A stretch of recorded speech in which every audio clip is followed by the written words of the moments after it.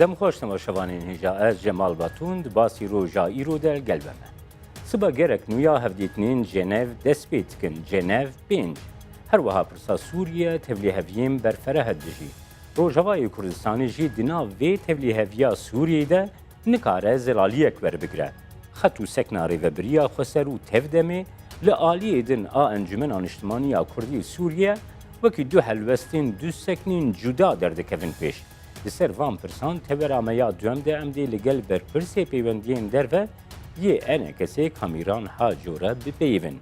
Di qada dîplomasiya navneteweyî de Herêma Kurdistanê her diçe cihek girîngtir werdigire. Bi taybetî serokatiya Herêma Kurdistanê di bilindkirina asta dîplomasiya Kurd de encamên berçav dide xuya kirin. Li ser van babetan di tevera meya yekem de nûnerê Herêma Kurdistanê li Fransayê Elî Dûremerî li stûdyoyê gelmeye.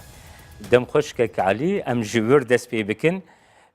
Di pîrozkirina cejna Newrozê ya serokatiya Herêma Kurdistanê de gelek dîplomatkar balyoz bi cilû bergên Kurdî hatin amade bûn. Wateya wê ji bo me tê çi manê? Gelek spas. Eger temaşe bikin Newrozî em sal ciyawazekî hebû li gel Newrozekanî salanî rabirdû li rûyê dîplomasiya wekê em yekemîn carekê Serokê Herêmî Kurdistan bi şêweyekî fermî pêşwazî li çend balyoz û konsul û dîplomatkaranî biyanî nêzîkî 35 welat bûn nêzîkî 17 balyoz li Bexda werweha hemû dîplomatkarekanî ki konsulxana li Herêmî Kurdistan heye bejdar bin duênê bi cilûberî Kurdî ve matay ew yekî ewan giringî be Herêmî Kurdistan de den giringî be peywendiyanekî êsa li gel Herêmî Kurdistan heye xwetan dizanin ki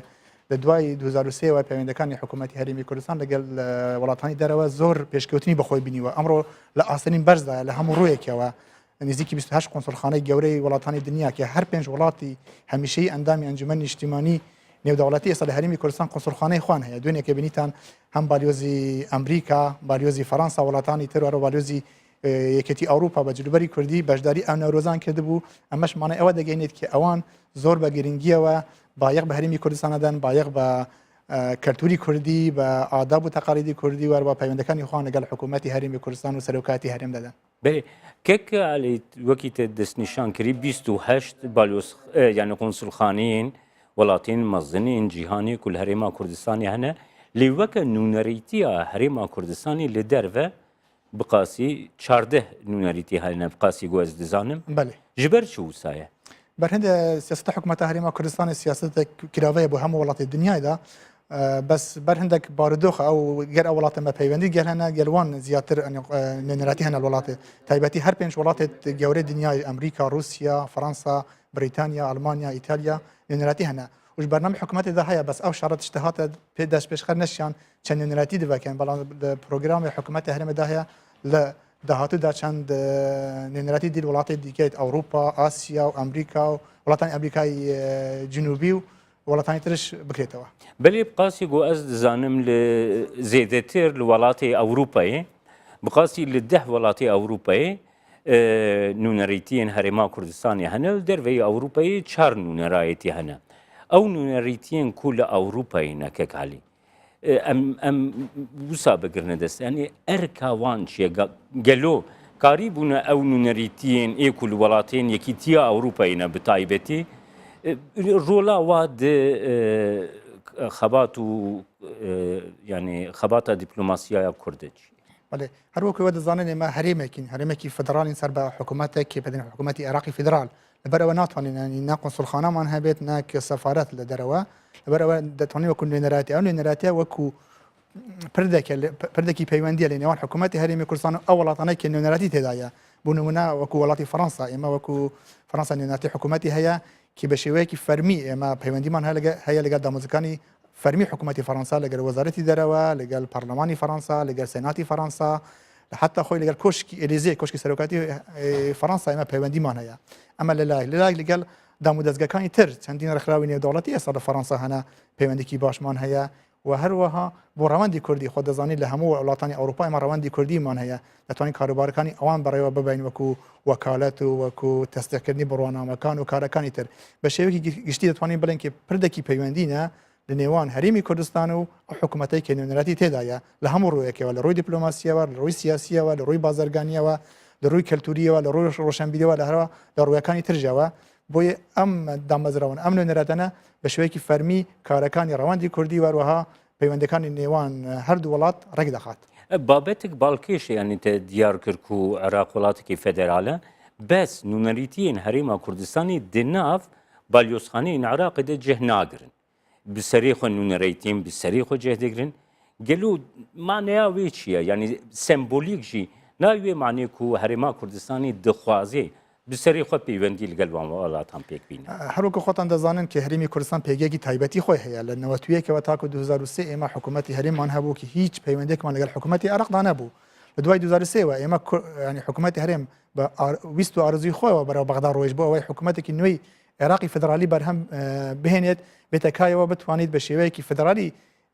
حکم بکات بەڵام بەداخەوە تاکو ئێستا حکوومەتی عێراق بەلێنەکانی خۆی وەکی شێوەیەکی فدرالی وەکو وڵاتانی تر وەکو سویسرا وەکو بەلژیکا نەبووتە سەر. بەڵام پێگەی حکوومەتی هەرێمی کوردستان جیاوازە چونکە پێش دروستبوونی حکوومەتی ئێستای عێراق حکوومەتی هەرێمی کوردستان هەبووە وەکو باسم کە لە ساڵی 92 تا ساڵی 2023ەوە پێگەیەکی تایبەتی هەیە. دوای ئەوە لە ساڵی 2005 کە دەستوری عێراق دروستکرا ئەم دەستورە بۆی ئەوە کە حکوومەتی هەرێم بە شێوەیەکی فەرمی لە ناو دەستوری عێراق 1970 خەڵکی ئەم وڵاتە دەگی بۆ داوە بچەسبێت. بەپێی دەستورە حکوومەتی هەرێمی کوردستان حەقی هەیە مافی ئەوەی هەیە کە نوێنەراتی خۆی لە هەموو وڵاتان دروست بکات لە دەرەوەی باڵیۆزخانەی عێراقەوە. بۆیە بە هاوبەشی لەگەڵ حکوومەتی عێراق حکوومەتی هەرێم توانی فەرمانگەی پەیوەندەکانی دەرەوەی هەرێمی کوردستان دروست بکات کە ئێستا لە ساڵی 2006 دەست بەکار بووە. دوایش نوێنەرەکانی حکوومەت بە شێوەیەکی فەرمی کارەکانی خۆیان لە دەرەوەی باڵیۆزخانەکانی عێراق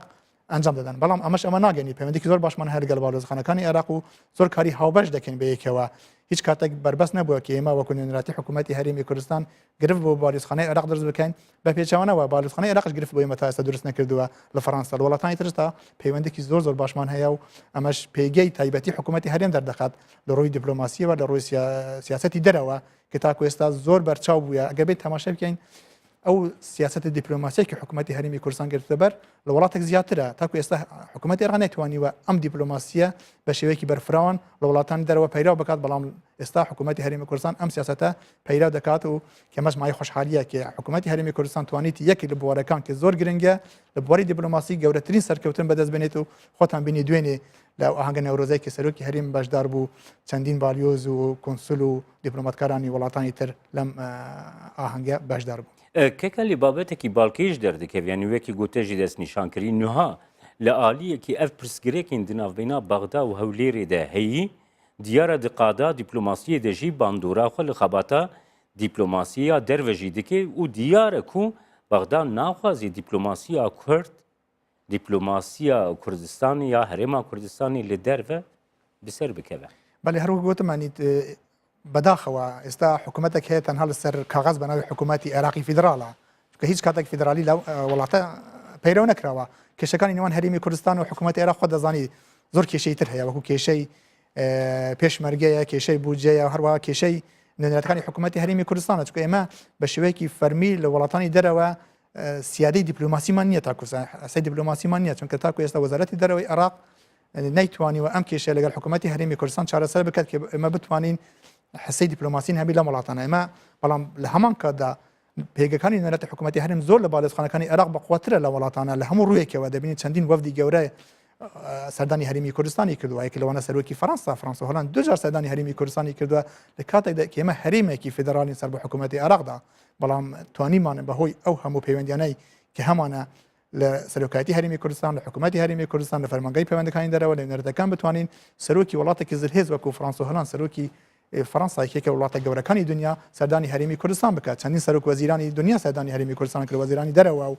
ئێستا دەتوانم بڵێم ینی کوردستان ینی هەولێر زۆر بەهێزترە لە ڕووی دیپلۆماسیەوە لە بەغدا بوویتە پێگەیەکی دیپلۆماسی و فاکتەرێکی ئەساسی ناوچەکەیە نەک تەنها بۆ هەرێمی کوردستان و عێراق بەڵکو بۆ ڕۆژهەڵاتی ناوەڕاستشدا چونکە هەموو وڵاتان گرنگی زۆر بە هەرێمی کوردستان دەدەن بە تایبەتی هەولێر کە دەتوانیت ڕۆڵێکی زۆر سەرەکی ببینیت لە ڕۆژهەڵاتی ناوەڕاست هەروەها کێشەی کوردەکانش لە هەر چوار پارچەی کوردستان کە خۆت لە خۆیدا دەبینی کە هەموو بڕواسیەکان بە تەنها کەسێک هەیە کە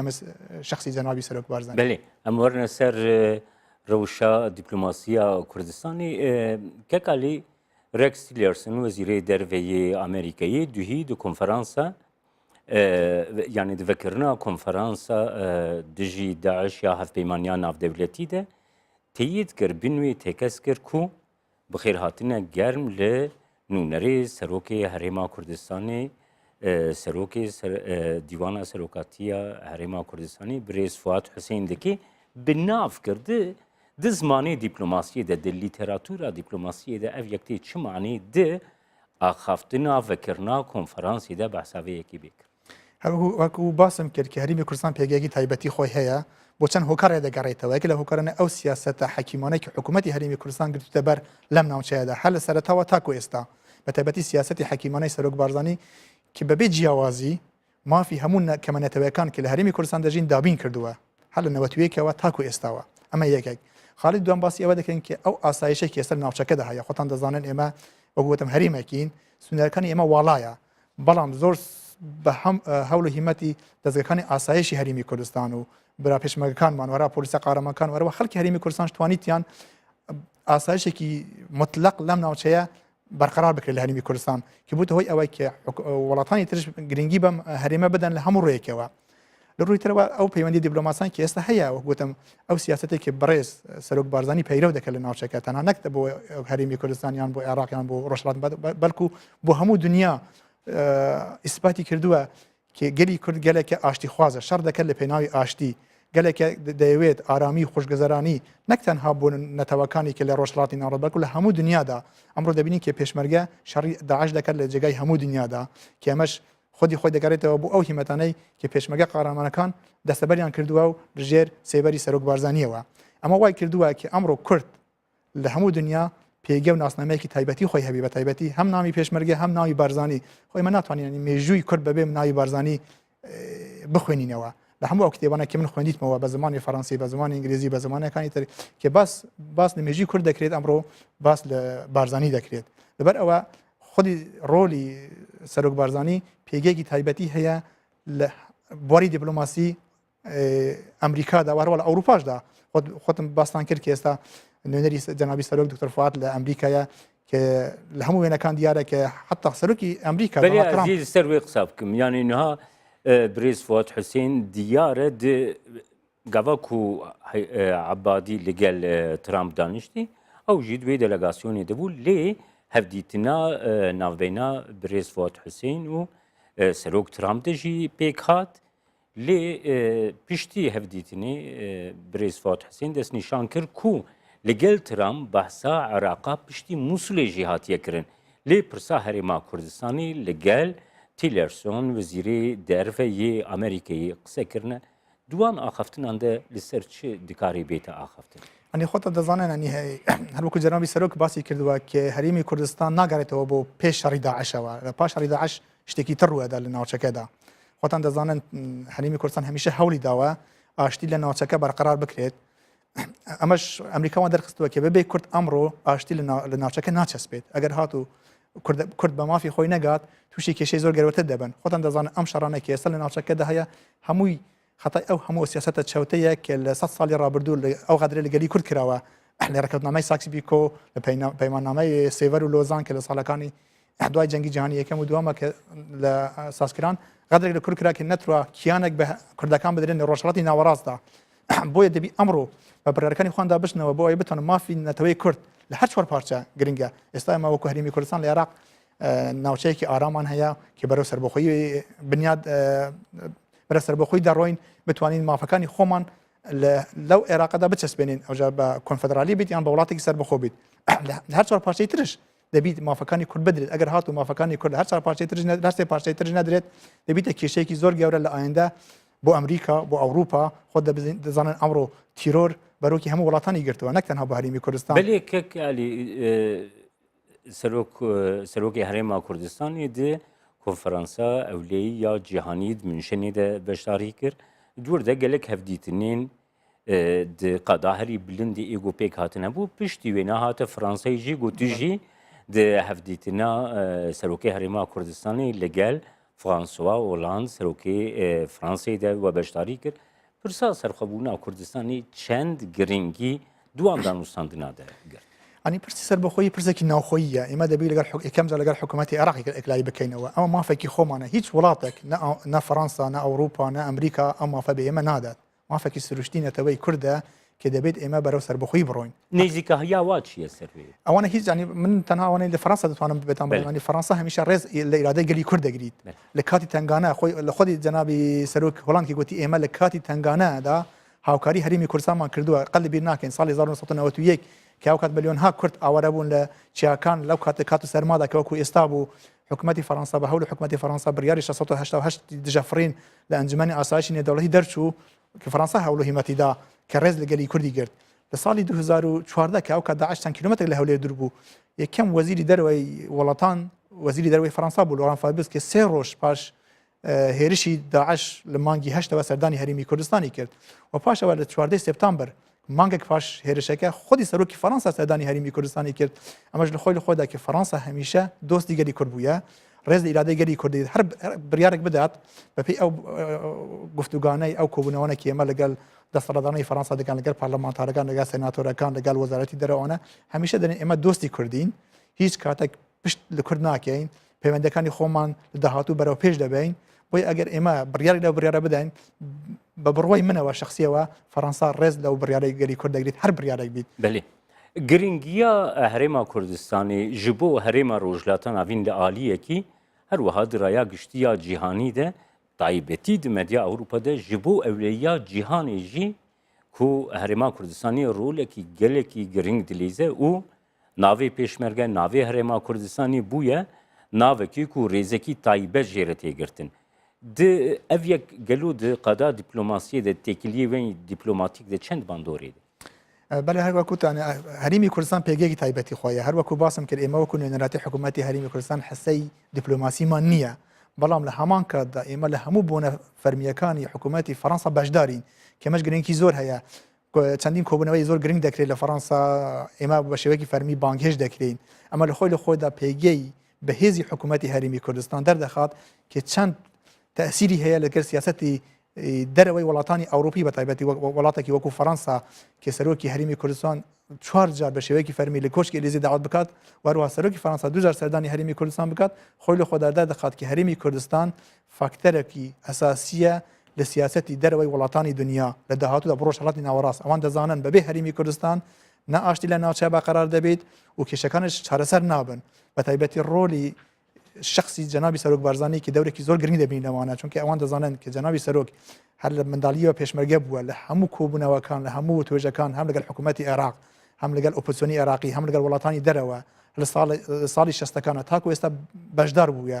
سیاسەتێکی ڕۆن و ئاشکرا هەیە کە ئەو داوای مافی گەلی کورد دەکات داوا دەکات کە ئێمە مەترسینینە بۆ سەر هیچ وڵاتێک بۆ سەر هیزێک ئێمە شەر دەکەن لە پێناو بەرقەراربوونی ئاشتی مافێکی ئێمە زەوت کراوە دەبی ئەو مافە بە گەلی کورد بدرێتەوە ئەگەر ئەو مافە نەدێتەوە ڕۆژهەڵاتی ناوەڕاست نەکو ئێستا 100 ساڵی تر تووشی کێشە دەبیت و کێشەی گەورەتر لە داعش لە ناوچەی بەرهەم دێنێت بۆیە ئەوان بینیتیان کە ئەم ڕۆلەی کە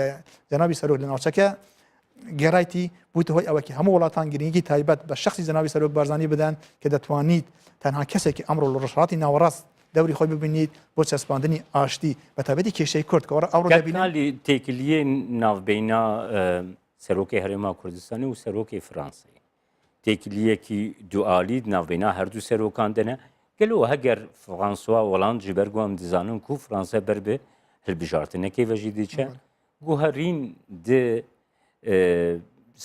serokê Fransayê de bêkirine vê tu bandorekî neyênî li têkiliyê navbêna herêma Kurdistanê û Fransayê de ئەگەر بین تەماشەکەن مێژووی گەلی کورد و مێژووی فەرەنسا مێژەیەکی دوور و درێژە دەگرێتەوە بە ساڵانی 60ەکان لە سەردەمی مەڵام مستەفای ڕەحمەتیەوە کە ئەو کارنامەیەک بۆ شاردی گۆل سەرۆکی ئەو کاتی فەرەنسا دەنێرێت کە فڕۆکەی جەنگی بە حکوومەتی عێراق نەفرۆشیت بۆ ئەوەی چونکە هەوڵاتی خۆیان دەکوژرێت لەبەر ئەوە بڕیارەکەی هەڵەشاندەوە فڕۆکەی جەنگی بە حکوومەتی عێراقی نەفرۆشت پەیوەندەکان بەردەوام بوون تاکو لە سەردەمی فەرەنسا و هۆڵاند لە ئاسترین بەرزدا بوو بڕیاری 688 فرین کە فەرەنسا ڕۆڵێکی سەرەکی بینی و بەردەوام بووین قەت نابێت لەبیر بکەن ئەو حکوومەتانە کە هاتینە تاکو ئێستا بە چەپ و بەڕاستەکان و بە سۆسیالیست و بە دموکراتەکان هەمیشە پشتگیری گەلی کوردیان کردووە یەکەم جار کە سەرۆکی هەرێمی کوردستان پێشوازی کرا بە شێوەیەکی فەرمی لە کۆشکی سەرۆکایەتی ئێلیزە لە فەرەنسا لە سەردەمی نیکۆلا سارکۆزی بوو کە ئەوکات لە حیزبی ڕاستەوەکان بوو واتە کۆماریەکان و دوای ئەوە سۆسیالیستەکان هاتە سەر حکم پەیوەندەکان بەرەو باشتر چوون بە بڕوای منەوە هەر کەسە بێتە سەر حکم چ لە ڕاستەوەکان چ لە چاپەکان لە هەر ئەوەکە پەیوەندەکان بەرەو باشتر دەڕۆن هەروەها خۆی سەرۆکی فەرەنساش باسی کردگوتی هەر کەسێک بێتە سەر حکم من مەلەفی هەرێمی کوردستان بە شێوەیەکی ئەمانەت تەسلیمی ئەوانە دەکەم بۆ ئەی چونکە کورد تاکە نەتەوە بووە کە ئەمڕۆ ناوچەکە دەوری کاریگەری بینیوە هاوکاری ئێمە کردووە بۆ ناوبردننی تیروریزم خۆ دەزانی کە فەەنسا قوربانێکی زۆریدا لەو شەڕدا چەندین تەقینەوەی زۆر گەورە کەمە یەکەم جار لە مێژووی فەەنسا ڕوو بدات کە چەندین تەقینەوە گەوری چەند سەدان کەس بینە کوشتن و بریندارکردن بە بڕوای من پەیوەندەکەم بەرە باشتە دەڕۆن ئەمڕۆ لە ئاسینی بەشدارە لە نێوان هەردوو سەرۆکی فەەنسا سەردانی هەرێمی کوردستانی کردووە چەندین وەفدی گەورە لە پارلەمانتارەکان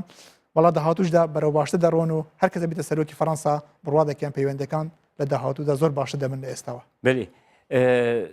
سەرۆکە شارەداریە پاریسێ کو وەکە دۆستەکی گەلەکی مەزنیا گەلێ کورتی ناسکردن سەرۆکەی هەرێما کوردستانیژی گاوا سەردانا فەرانسەی کردی ئەڤەکانی زمە بەێ خۆ دەزانانی خۆ دەزانن سەرۆکانی فەەنسا زۆربیان سەرۆک شارەوانی بووینە لە داهاتوو لەوانەیە خاتو ئەن هیدارگۆ سەرۆکی شارەوانی ئێستای پاریس ببیتە بە سەرۆکی فەەنسا دەورێکی زۆر کاریگەری هەیە ئەمڕۆ بە شێوەیەکی فەرمی پێشوازی خۆت لە پرۆتۆکۆلی حکوومەتی فەەنسا کاتێک سەرۆکی وڵاتێک کە سەردانی فەەنسا دەکات دەبی سەردانی شارەوانی پاریس بکات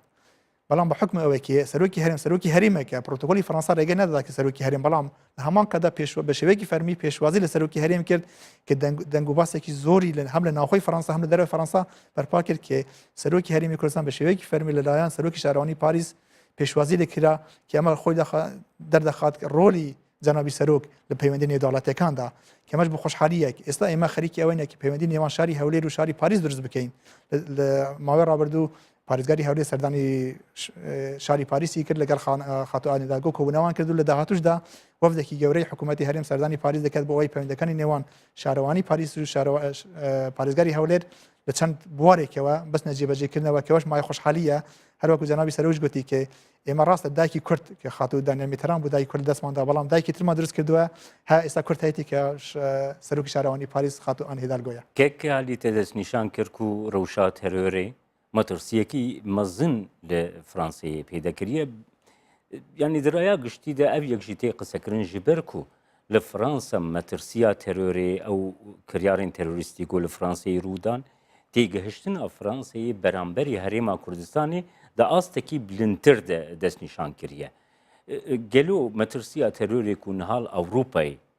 xwe destnîşan dike herî dawî li Brîtanyayê ku dihî ew kiryara terorîstî rûda têgeha fikir ramana ku Herêma Kurdistanê li dijî terorîzmê çend berxwedanekî gewre kiriye û ewleyiya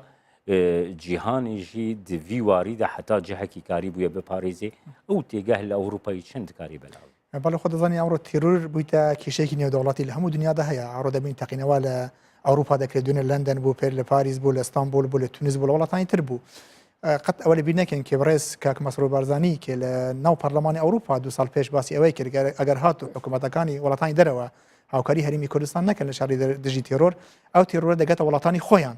ناوجەگەی ئەوروپا و لە ئەمریکاش دەکرێت قسەکەی بەڕێز جەنابی کاک مەسرۆر هاتە دی کە دەبینن چەندین تەقینەوە لە وڵاتانی گەورەی دنیا فەرەنسا بەریتانیا بەلژیکا تورکیا و تونس وڵاتانی تر ڕوویدا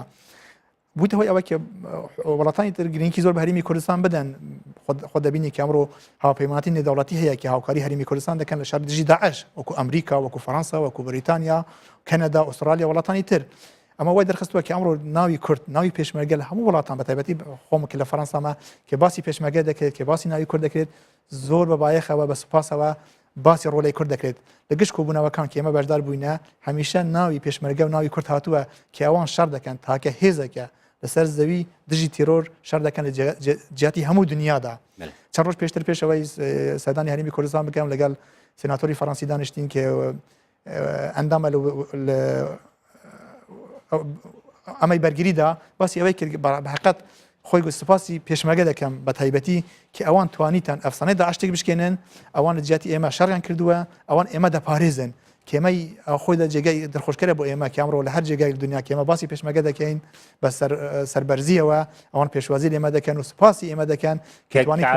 ez werme pirsa dawî gava ku em di konjüktûrekê de behs kin got dibêjin ku gelê Kurd li Herêma Kurdistanê îrada xwe destnîşan bike ji bo pêşeroja xwe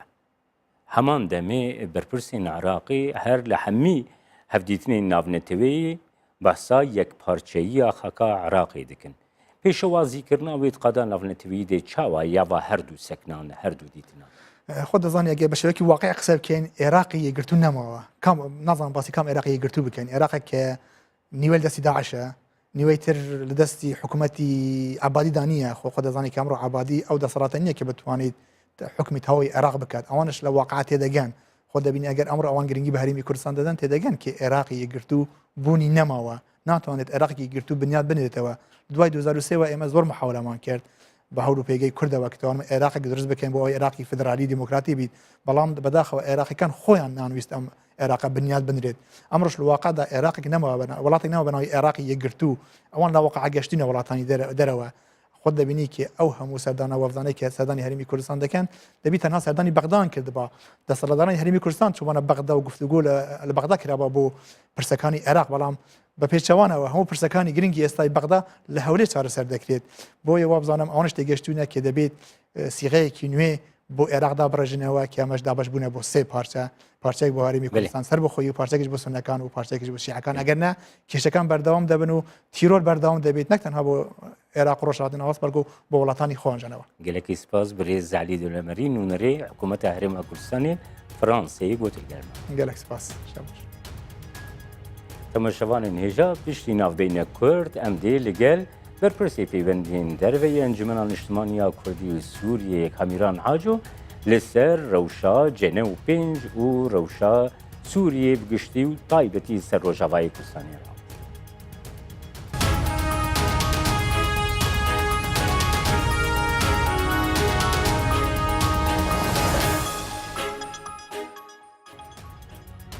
Carek din silav temaşevanê hêja bi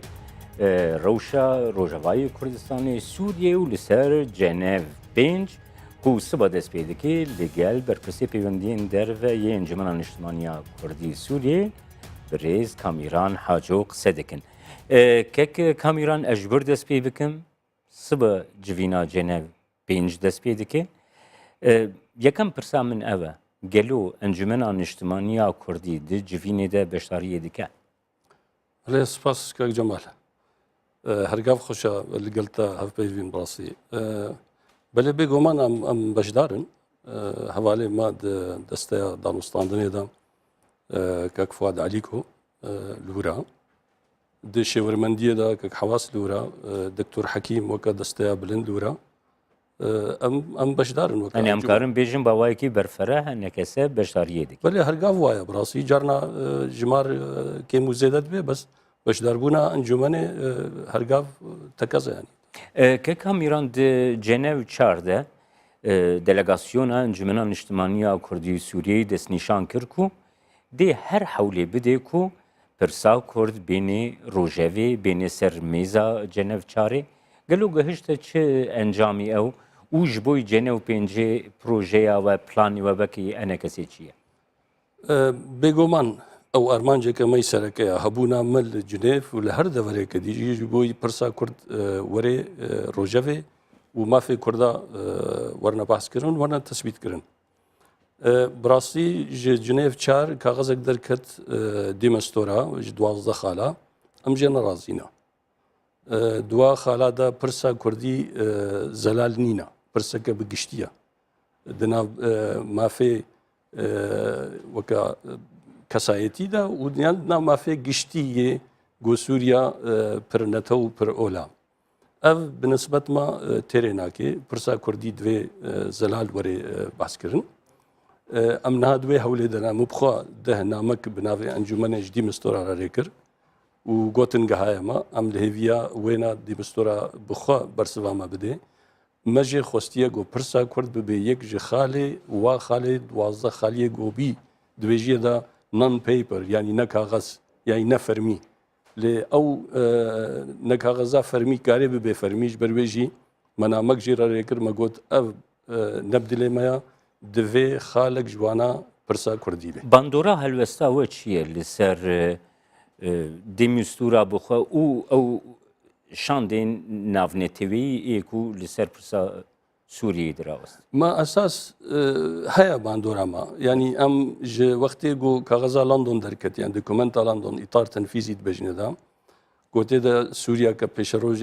pêşerojê de dibînê Sûriyeke Erebî İslamî ji hingî ve protestê me dewam dikin heta weke îro دەستەیە بلند خۆشی نامەک ژمەرەشیان بەری چەند ڕۆژات تێدە دەبێژێ مە خستنێ وەدانا ئەوە قانونیش بۆی خاطرێ جارێکی دی فەرمیلە ببێ و ئەم وا دگوهرن ji ber wê na yanî ev na delîlê bandoreke ya got em dikin têkiliyê me bi şandên navnetewî re bi şandên Ewropî re bi hemû re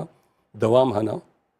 dewam em va tişta digihênewa dewam xwestina me ew e got em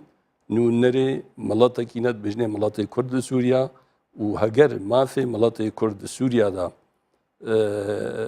yanî Kurd dest nexin demek نه اولکاری ل هرمه چید به نجی حقانتی ته هرمه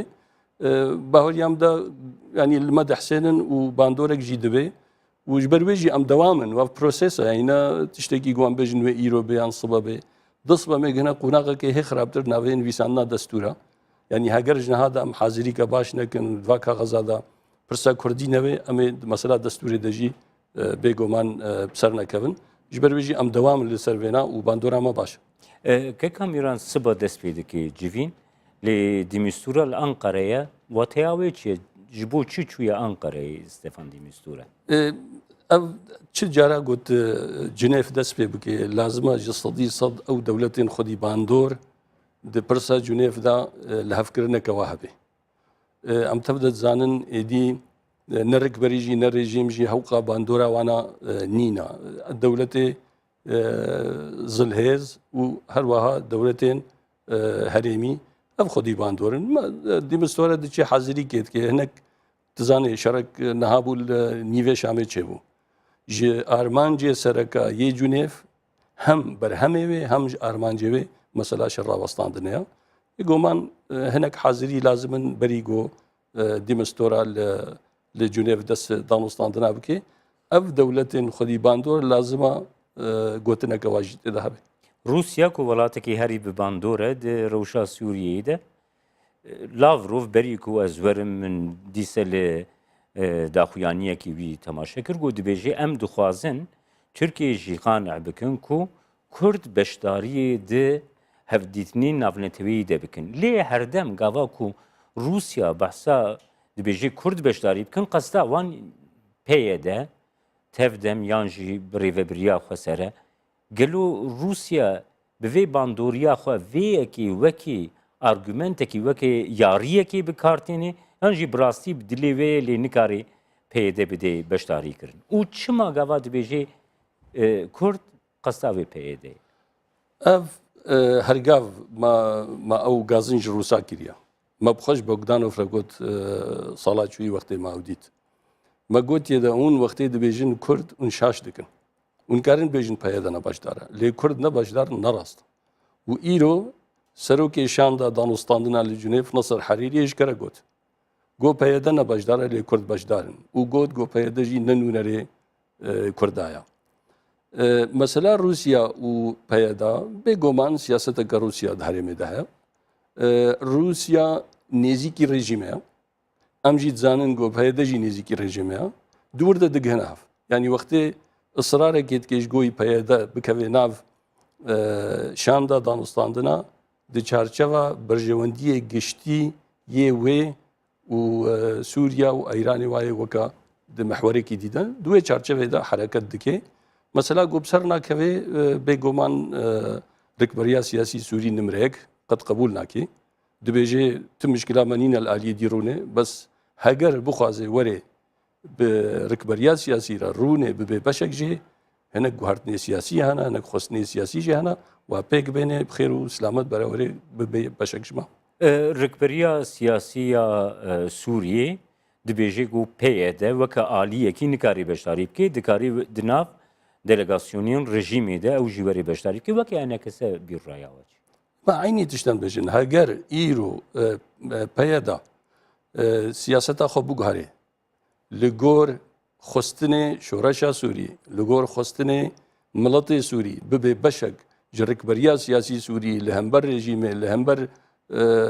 وی محوره گو دیکتاتوریتا گو ایروته مشاندن لسوریا تو مشکل جمانینا بروواجی ونا ام لآلیه رکبرینا و امه که خوش من گو پیداور آلیه ڕکبەریە هەنگی ناکۆکیە مەژی سڤکتر دەبن سەدی سەد وێ لە هەفکردنا مەژی هەسانی تر بێ کە کامیرانمە بەحسا رووسیا پەیەدە کرد ji herêmê agahdارî tên ku Rûsya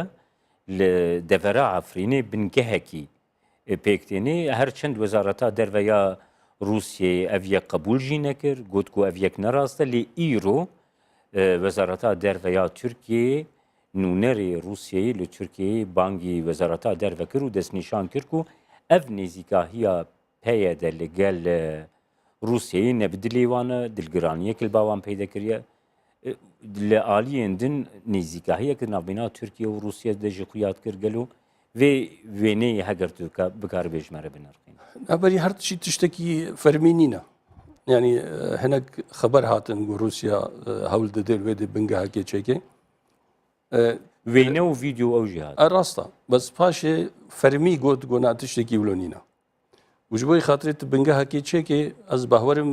tê fermî wê nabêje. Ha tiştek heye mirov hinekî gomanat kê têda. Gelo ev gaveka ji bo xatirê gava di duwa herêm teslîmî rejîmê bê em wê nizanin. Heta niha tiştekî zelal nîna helwesteke me jî zelal bervêna nîna.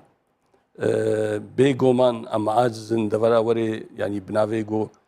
hatiye rizgarkirin weke min bicêberî pêlekê bi çawa teslîmî rejîmê kirin ew na tiştekî gelkî xiraba. Ke kamîran televîzyonek bi navê Ulusal Kanal Tirkiye heye li wê derê çavkaniyekê Rûsî duhî eşkere kir ku ew dixwazin Efrînê bi Şamê vegirê bidin. Yani formülasyona wê navê çawa pêkinin destnîşan nekir lê destnîşan kir ku ew dixwazin Efrînê bi Şamê vegirê bidin û gava ku ew li Efrînê kontrolê bigirine desta ew ê nehêlin ku ji Efrînê beramberî Tirkiye jî metirsiyek hebe. Niha berî kelîkê got yanî min nizanî bû ev televîzyon çi gotiya bes gomanek carê wextê gaveke wilo tê avêtin mirov goman dike got ev naweka temhîdekê ji bo xatirê gava di duwa teslîmî rejîmê bê. Bê goman tiştekî xiraba. Yani herêm teslîmî rejîmê bibe xiraba herêm ha li werê birêve birincî xiraba. Em ne li gel wêne em li gel wêne miletê Kurd bi hevra rêveberiya herêmê xwe bike û weke herêmeke bi giştî peve girêdayê jî tizanê dîtnama encûmen bi giştî bi vî rengiya em nepêrene carekî dî herêmê Kurda vegirna jêrdestî dîktatoriyetê me berê 40-50 salî li bin destê wan e. Tifaqeke siyasî Kurd û kîdî bi hevre bikin li ser tifaqê siyasî ev tiş dibin. Bes bi tenê bê mana werê radestî rejimê bê ev na tiştekî xiraba. Ke kamîran wê hestê Amerîkayê beramberî tiştekî wisa çawa bê tu bi xwe jî di nav delegasyona Encûmena Niştimaniya Kurdî Sûriyeyê ku bawayekî fermî hûn çûn bi Wezareta Derveya Amerîkayê re rûniştin paşî wê nûnerîtiyeke fermî ya encûmenê li Almanyayê hate vekirin ku berpirsiyarên Almanî ji Wezareta Derveyê Almanya beşdarî kirin gelek balyozan beşdarî kir. Hestê welatiyên rojava li ser van planên gul Sûriyeyê dibin navbêna Rûsya rejîm rêveberiya xwe ser tev demê de çawa ye. Niha tiştê me dîtî heta dereceke mezin Amerîka heye dîtineke wê gelekî zelal pêşe roja Sûriya de nîne. Yek ji tiştê wê serekaya got li ser kar dike têkbirina Daeş. Di vê têkbirinê de tiştê zehmet li pêşiya wê hene gojmara eşkere got. Taybet herêma Kurdistanê de. Got yek jê Daeş ewa me ye yanî ewlewiyet. Ya di duwa nakokiyê Kurda xwe bixwe. Ya dî nakokiyê dijwar navbera peyada û Tirkiye de. Ya sisiyan nakokiyê Kurda û rêkberiya siyasî bixwe êma te dîtme got jî çi ew ê mane. Ev na hemû bi nisbet Amerîka zehmetî ne. Ji ber wê na mecbûrin çi bikin balansa bikin di navbera Tirkiye û Rûsya û me û yê dî û bi vî rengî balansekê dikin di serî de dixwazin Daeş têk bibin. Plana piştî Daeş li cemana ne gelkî zelal e. Îdare jî nû ye. Tiştê xuya dike ew îdara kevin hinek plan hebûn li ser wê îdara kevin heta na hinekî dewam dike بەس gelek planê û li ber destê wana koşka spî de weke ji me re gotin hena lê biryar serînewê çikin. Rojnamevanekî Tirkê navdar bi navê Abdulkadir Selvî ku gelekî nêzîkî desthilatê jî di nivîsa xwe îro de destnîşan dike ku Pentagonê planek pêşkêşî Amerîkayê kiriye. Ew plan jî ew e ku pêşmergeyên roj jî derbasî Rojavayî Kurdistanê bibin ji aliyekî ve derdora Raqayê bi cih bibin û di operasyona Raqayê de cih bigirin. Gelo tiştekî wisa em ji we bipirsin rast e? Em yek ji xwestinê me sereke di çûna me Amerîka'da mesela pêşmergê roj bû. Ev pêşmerge divê vegerin. Mesela Daeş Raqayê beşdar bin beşdaran bin ev nehate bahs kirin. Bes pir li ser Raqayê gelek bûn. Gereke çi bibe, çawa başa. Ew tişt hatine bahs kirin. Dîtaylê dovra Pentagon çi plan daye bi rastî heye me jî nîne. Ez nizanim ew çi ye. Lê yek ji pirsê sereke yê me got em ser rawestan di çûna me Amerîka'da pirsa pêşmerge bû û soz hebû ji bo alîkar bin di vegera pêşmerga da. û em li benda wê sozê ne niha. Dovra dîtaylê wê da em ê gine heta ku gelo em ê di Reqayê da qebûl kin weke gunha tarafê dîtke ev cihê danûstandin e. Êma di beheriya me da devereke ne herêmeke Kurda bê gereke li hevkirineke siyasî hebe berê milingê xwe bavêjne wê derê. Ya ji me re giring pêşî vegera pêşmergaya tiştê dî paşê têne danûstandin. Gelo rêveberiya xwe ser vegera pêşmergeyên roj her wekî berê rij de û ev pirsgirêkên ku nihar Rojavayê Kurdistanê têne jiyandin. Şewitandina ofîsên NKS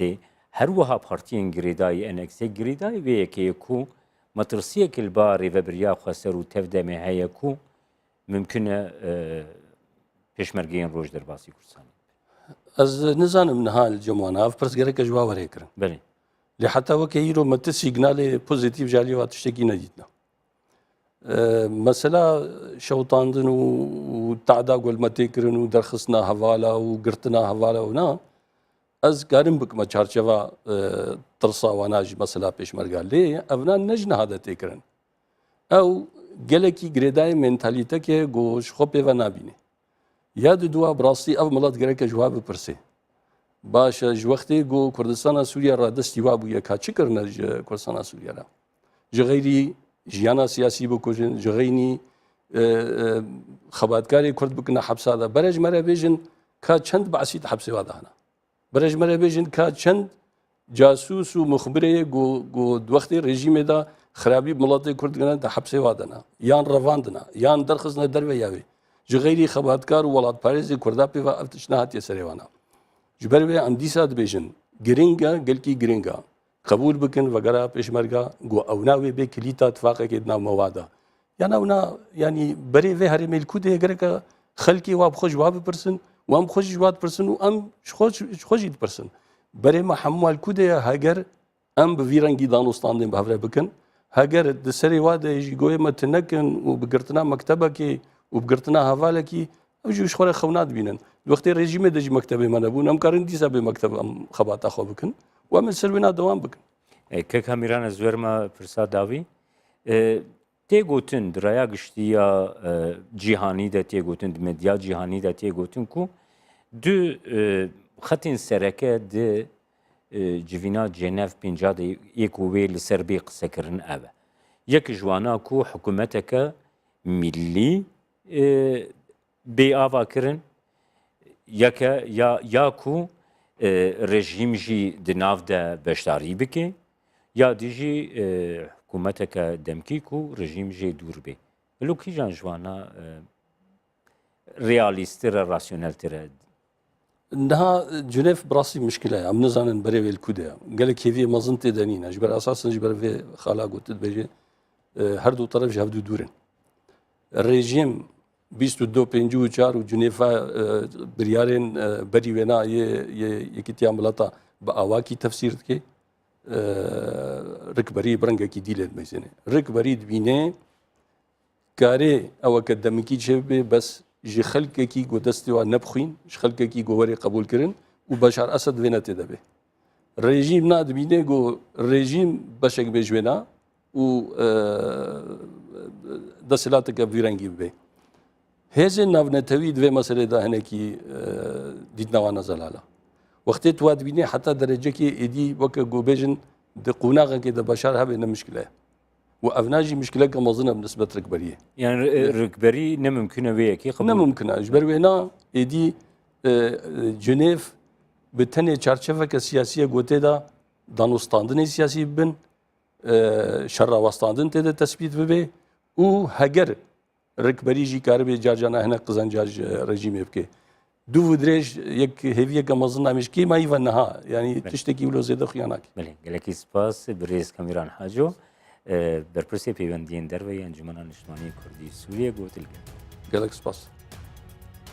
تماشاوان هجاب ویا وای ام هاتن داویا برنامه یرویا باسی روش حتی برنامه یک تن باسی روش ارشادو